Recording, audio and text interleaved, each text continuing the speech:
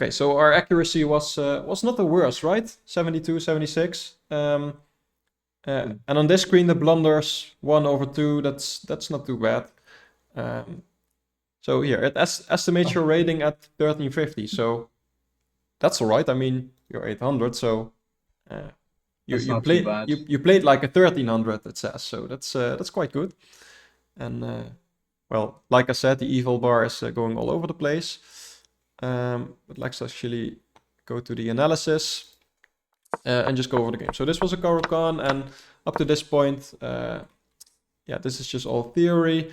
Here, if you take the knight, that's the Tatakawa variation, which I like to play. I take back with my e-pawn. We're not going to go into all that. There's a lot of theory there. The move you played had the right idea, because at least you're... Yeah, I lose a pawn. Yeah, you're defending your knight, which is good. So basically in this position, there's two things you can do. You can either move your knight, either by capturing or going back, or you can defend your knight. Now there are some funny positions where you can do things like this. I think here it doesn't work. But let's say I move my queen away. You would actually have some nice threats here. No, it isn't checkmate in this case because I can still move my king. But in some lines there's checkmates there. But yeah, let's not go into all that. I did win a pawn. I felt like, okay, let's take it here. Yeah, and this is, I wonder if you noticed this in the game. Because one thing you can do is actually take this knight here. And in this case, it doesn't work. Check. Yeah, it doesn't. If I take back with the pawn, like in the other position, you can actually win my bishop. Now I noticed that, and I knew my queen was here. So if you took with the knight, I would take back with my queen, and then I would also defend my bishop. But that's something I was wondering if you noticed, right? Like in this position, I was contemplating to play this move just to see if you saw that, right? Here you could take the knight, and that would be the win of a piece. But yeah, let's continue because the game went like this. And this is actually quite alright because you're attacking my queen, you're developing. And yeah, you're developing with tempo, and the engine already says, okay, it's plus 2.5 here even. So you could have continued attacking, right? This, and now you're attacking my bishop as well as my knight. And I can't really defend everything. It's some complicated tactics because I can move my queen back somewhere, still defending the bishop. But probably you just take... Oh, even take here first, right? It's the same thing. This bishop is attacked twice now, so you're winning a piece. So you could have gone for that. Yeah, and like I said, the pawn move, it's quite overextending. In some positions, that's all right to do, but at the same time, your dark squares here are now weak, and that can become a problem. So I just decided to trade. And like I said here, I can win another pawn. I didn't. And here, you didn't find this a move earlier, but yeah, that's... You see, you have the right ideas in your mind, because in the other position this would have worked. Now I can take a pawn, and that's actually my only move, right? All these squares my queen can go to are all covered. So I basically need to take this pawn now, or I lose my queen. So that's what I did. And yeah, okay, so this is interesting. Again, you're developing your rook with tempo, so that's all right. Blocking, again with tempo. So you're doing all right here. And yeah, here I was actually contemplating about going here, but I felt like, okay, I'm going to prevent you from castling, or if you do this, I can trade, and your king is not castling, so I felt like, just go here. So you had the right idea to castle. Oh yeah, just one thing we mentioned in the game. Here you move your knight back, which is all right. No, sorry, what was the position? Yeah, so it's one. The engine wants you to take, but like I said in the game, practically speaking, if you're down material and queens aren't on the board, yeah, it was -2 there. You just lose all your chances. So that's not something to go for. And it actually says bishop g3. Yeah. Okay. So it just wants to allow the trade. So I think this is fine. That was another position. Let's see. I think that was earlier, right? I don't remember. We talked about something in the game, but I can't find the position. Maybe it comes up later. So yeah, here I played this move just like we discussed in the game, because I was wondering if you saw this idea that my bishop is now on the diagonal with my queen. I didn't see it. No. Yeah, you didn't see it in the game. Now I noticed I could still keep the game interesting if I played it, because you can at least block on f4. So you did.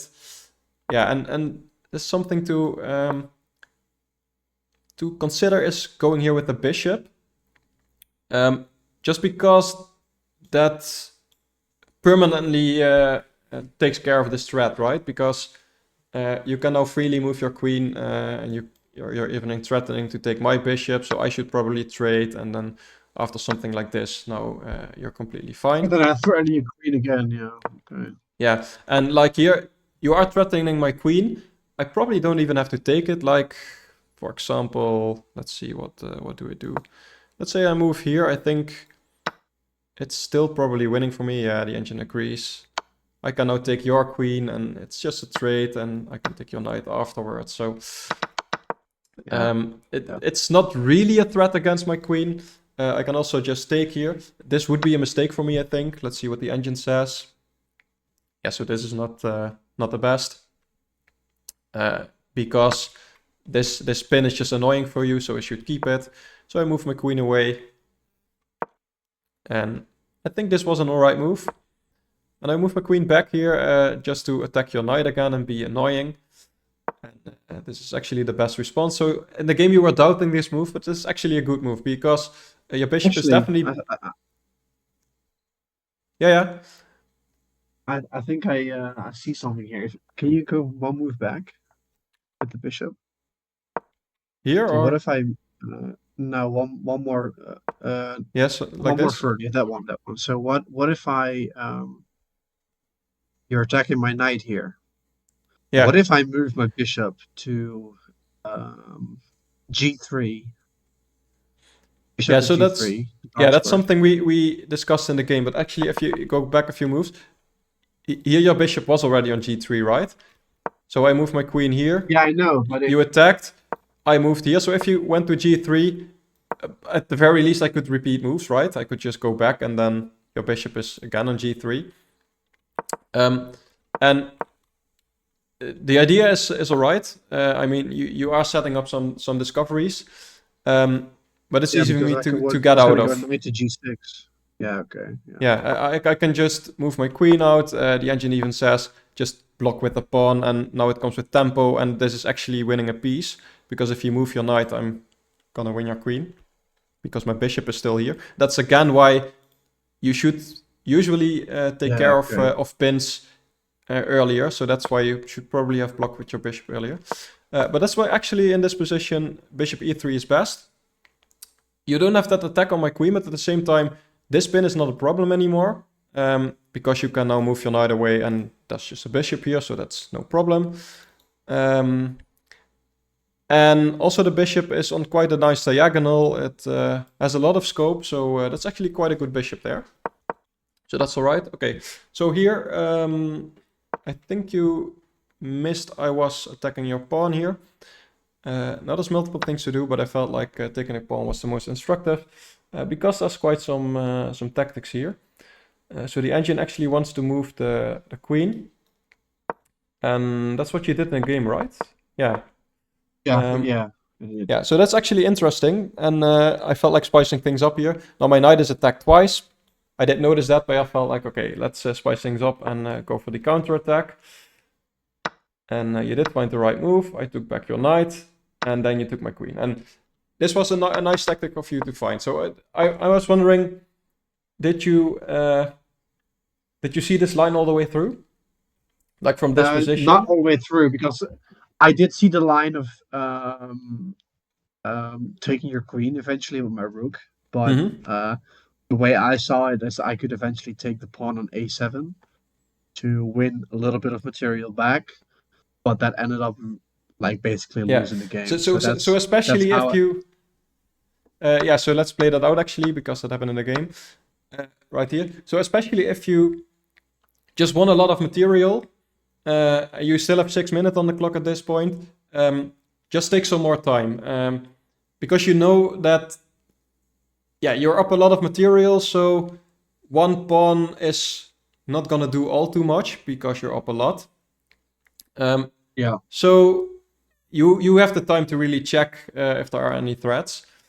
And obviously the most obvious threat is that my pawn is attacking your bishop now, so that makes you want to move the bishop even more, right?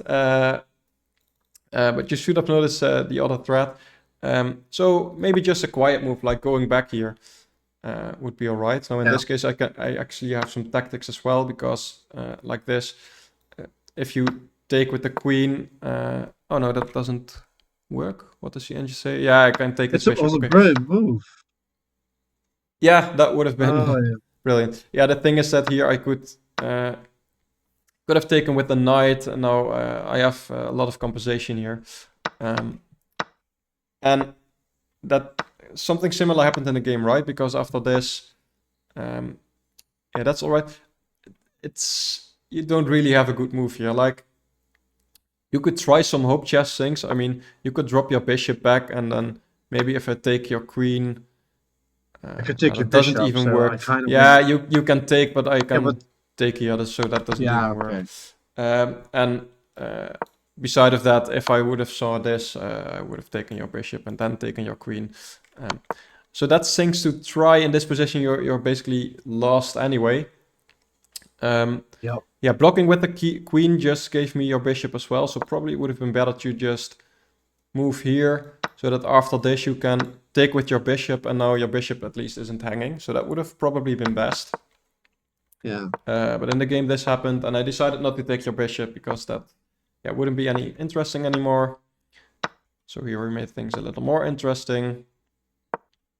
Yeah, and I have a lot of threats here. I just try to spice things up. And I'm actually wondering here what the engine says. Yeah, so it is best to take with the rook. And here I just... the engine actually still likes this. Probably because the endgame is just winning. Because I don't think I can save my pieces here now.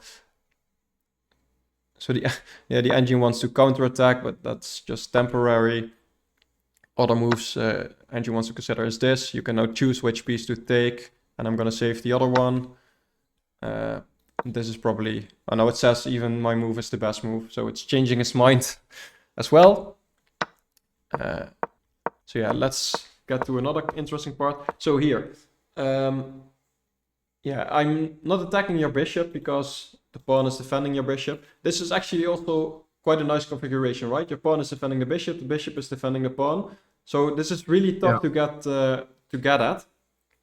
If, let's say my bishop was a light squared bishop, I could never get rid of this pawn and this bishop, right? Now in this case, my bishop is the same color, so I can team up my king and the bishop to attack it.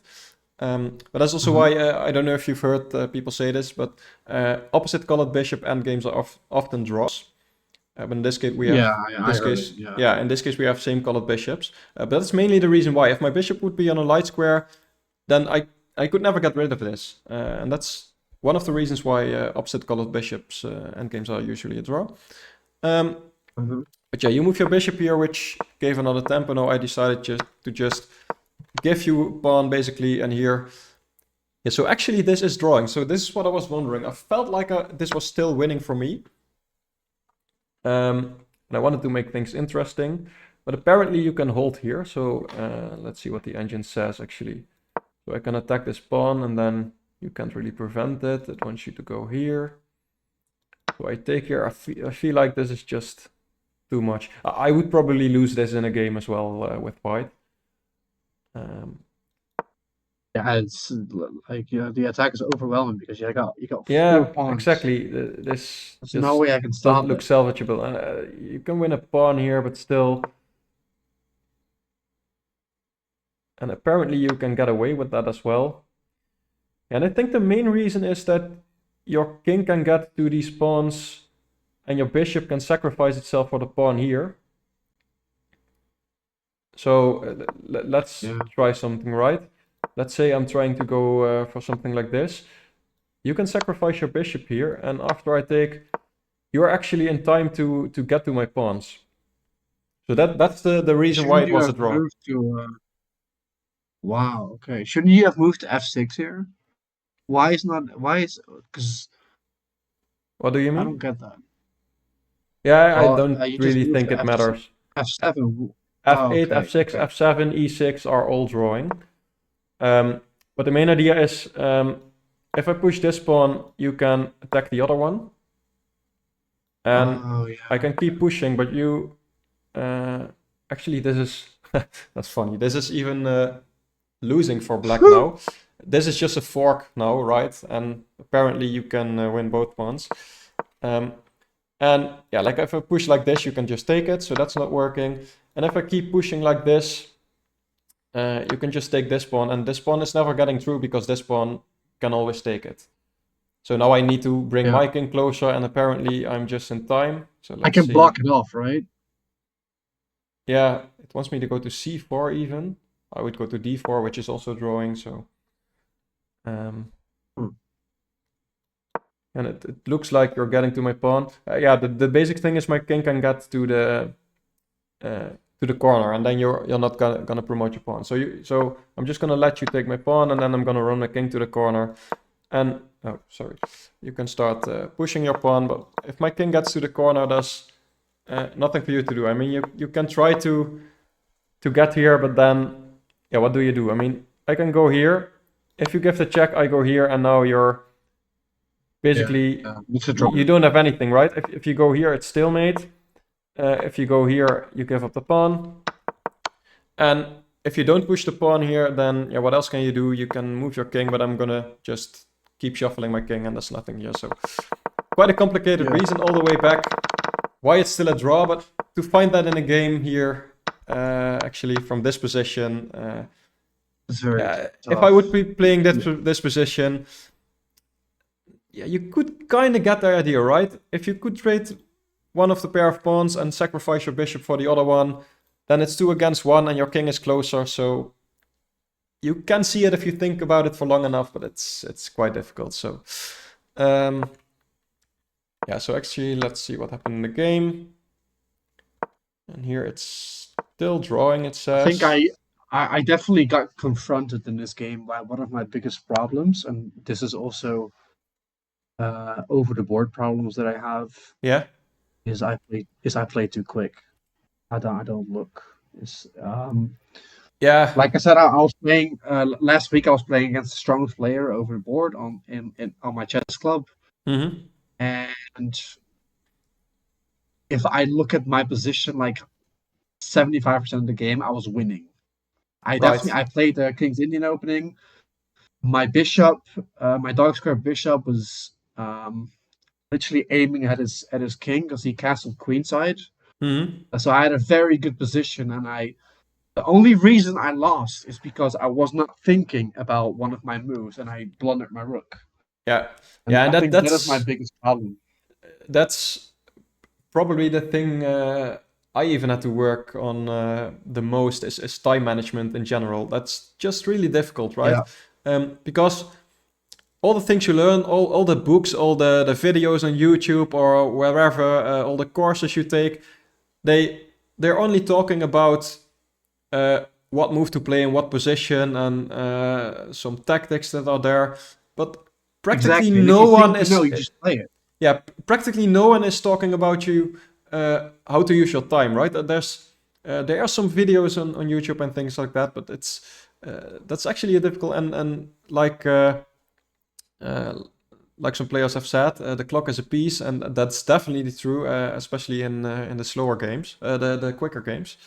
So yeah, but actually it's funny because I had a funny way of practicing this with my girlfriend.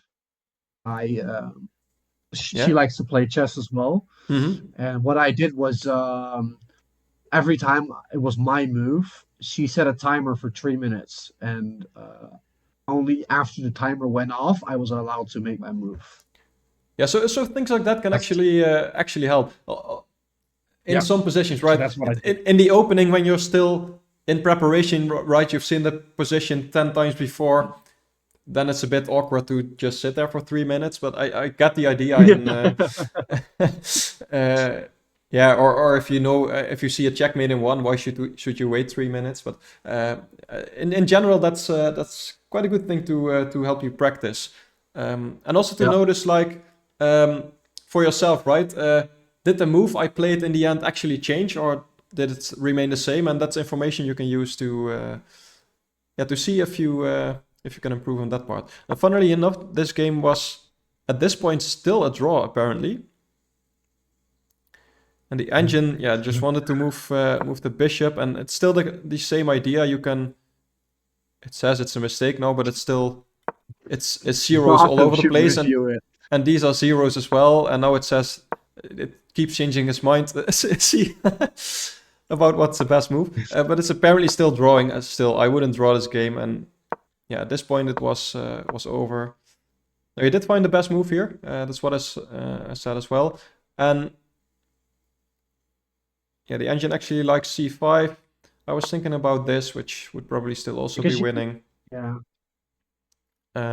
Because I now can use 2 pawns, and yeah, if you sacrifice your bishop for one of the pawns, but I still have another one there, then you need your king here as well. And in that time, I can run my king over here and just have 2 pawns on the other side. So basically, at this point, there's nothing you can do. I try to keep it interesting, and I'm actually gonna continue to the end game. So obviously this is a missed win. And I was actually curious, and the engine agrees with me that this is actually still a draw. I felt like this was drawing. So I'm gonna take your pawn here now, and yeah, basically here the drawing. This was by the way, a good try. Like if I took the bishop, like we said in the game, this would be an immediate draw. A lot of people do that. They say, "Oh, I can take the bishop. Let's go." And yeah, exactly. So that's definitely in an endgame something to try. I try to keep it interesting, and basically what you did here is the right plan, right? So just moving your bishop back and forth, I can take. Now I move my rook over, so you probably need to move your bishop. But basically, as long as you keep your bishop on the board, then there's nothing wrong. Yeah, so basically, if I was doing this over the board, right? If, for example, you and me play against each other over the board, you have a king bishop, or you have a king rook, and I have king bishop, and I would offer you a draw. Would you take it? Depends on the time. Like in this position, I have 2.5 minutes. You have 1.5 minutes on the clock. I'd probably try to play on for some time. Just because I know. For black, this is a 2-result game, right? It's either a win or a draw. You're never gonna lose this as black. Yeah, I mean you can't lose it. I mean even if you blunder your rook, it's still a draw. So there's no checkmate, right? Yeah, no. It's still a draw if you lose your rook. So you can't lose this as black. So it's best to play on just because you have nothing to lose. Basically, you know. It's probably going to be a draw, but it's never going to be a loss anyway. So I'd play on. Yeah. And you gave me the chance here actually to start bringing your king back. So that's one thing to notice. If the kings are like this, so with one file between, my king is actually stopping your king from going up. So if I give a check... Yeah, because I should try and stay in the middle as much as I can, right? Yeah, if I give a check, you're now forced to go back. And the more you go back... the more chances there are for me to either checkmate you or to maybe win your bishop, as happened in the game. So again, I brought my king here to set up the same thing, right? So I don't know, what did you do in the game? Okay, so you move your king, but let's say you move your bishop. I had something similar here, and I mean, you could block with your bishop, which is probably still holding, but if you move your king back, then it's already getting dangerous, right? Like, I can't move here actually now. But let's say this, and it's already checkmate, this right? Checkmate, yeah. The bishop can block, and then it's checkmate. So it can get dangerous the more your king is on the side. So you definitely want to keep your king on the in the center as much as you can. And here I'm attacking your bishop, so you need to defend it. I went over here, yeah, and this is where you lost the game. So you saw it later, but here I realized that I kind of attack your bishop and actually threaten checkmate, or some kind of checkmate actually. So let's say you move here. I'm not really seeing it. The engine says made in 15. This is also a checkmate. No, yeah, it's made in 15. The engine says that's not something I would have found. I think made in 15. So it actually wants to move the rook back, attacking the bishop. Yeah, and there's probably some configuration where your bishop needs to get off this diagonal at some point, and then I can deliver the checkmate, maybe even by going over or something. But yeah, that's why it's dangerous to have your king on the back rank. Yeah, and here, yeah, you just lost your bishop, and here I didn't play the cleanest checkmate at all. So it could have gone over, and then let's see what the engine says is actually quickest. No, it's over anyway. Yeah, it says rook f8, but basically it doesn't really matter. I'm forcing your king to move here, so I could have played any rook move on the 8th rank, and that would have been checkmate. I went for a similar idea, but just on the files instead of the ranks. Now I need to chase your king around, and yeah, you could have prolonged the game by going here, and I had to move my rook again. No point. I already saw the check. I was like, something like this, and then at some point I need to play a waiting move here again, and then this is probably the longest you could have prolonged it, but it would have still been checkmate. So yeah. But I think there were a lot of things to learn from this. I think the main thing is in the opening you should definitely do some blunder checks. Like you lost some pawns, and after that there were some mistakes as well. But I think if you're already down and you're down some pawns, you're already on the back foot. And I think if you change that, then it's you might be attacking instead of defending, which usually if you are attacking, the tactics work in your favor instead of against you. So I think the blunder checks in the opening is definitely the best thing you can. So the checklist for blunders is also very important. Just go. Definitely. Your opponent has. All right, there's some homework to do for me, but I think this was definitely a good lesson for me. Yeah, definitely. So I'm hoping you can start implementing some of these things in your games. I will definitely. And definitely. Maybe the viewers as well. I hope this was insightful for everyone. And for now, thank you everybody for watching. Thank you for joining me again. And yes, thank you guys. We'll see everyone next time. Bye-bye. All right. Bye-bye, everybody.